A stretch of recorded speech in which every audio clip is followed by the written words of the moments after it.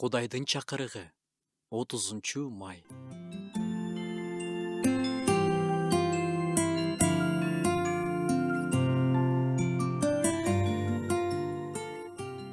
Күч эмнеде деген суроо азыр модада.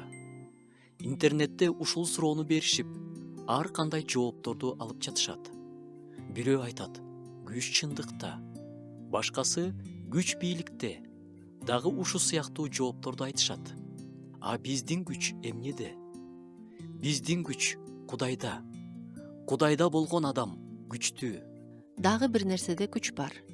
Ал сөз. Сөздүн күчү бар. Сөздүн салмагы бар. Сөз менен адамды жаралантып койсо болот. Ошондой эле сөз менен айыктырып койсо болот. Шыктандырган жакшы сөздөр көзүбүзгө көрүнбөсө да, колубуз менен кармап көрө албасак да, бизге күч берип кайраттантып коет. Жарышта чуркап бара жаткандарды мисалга алсак. Алар чуркап бара жатышканда күйөрмандар «Адил, чурка, сен кыласың, сен кыйынсың, Адил, алга, алга» деп кыйкырып турушса, ал сөздөр кадимкидей Адилге күч берет. Башка дагы бир мисал. Бир жаңы иш баштап жатканда бирөө келип, эмнени эле баштап алдың? Ташта мунуңду, кыла албайсың. Кеч болуп кала электе ташта. Бул сенин колуңан келмек беле, десе дароо ошол жерден колуң түшүп, уланткың келбей калат. Ошондуктан биздин тилибиз биздин досубуз жана ошол эле убакта душманыбыз болуп калат.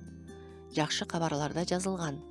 Ыйсаны Пилаттын алдына алып келип, аны айкаш жагачка кадап салуусун талап кылышканда, Пилат андан күнөө таппаганын айтып, бошотоюн десе, элдин баары кыйкырып чыгышат.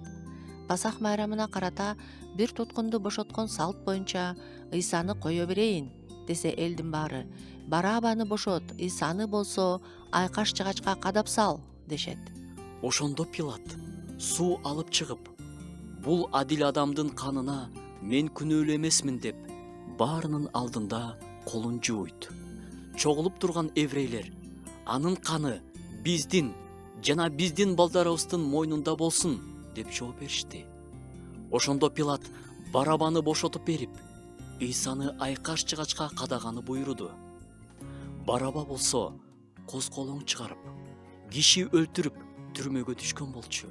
Еврей эли өзүнүн сөздөрү үчүн аябай көп азап тартышты.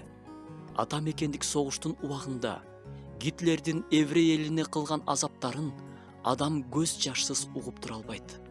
Бул өтө чоң трагедия. Кудай өзүнүн тандаган элин сүйөт. Аларга жакшылык каалайт. Бирок алардын тарыхында ушундай болгон. Биздин күнүмдүк жашоодо да көп туура эмес сөздөр ооздон чыгат. Өзгөчө адам ачууга алдырып, урушуп жатканда, ушу сен төрөлбөй эле койсоң болмок деген сыяктуу, деги сен киши болбой калдың го деген жаман сөздөр. Анын ордуна менин баталуум, келечегиң Кудай менен болсун, бай болгур, сен баарыбызды жыргатасың, сенин колуңан келет деген шыктандырган, дем берген сөздөр орун алса кандай сон.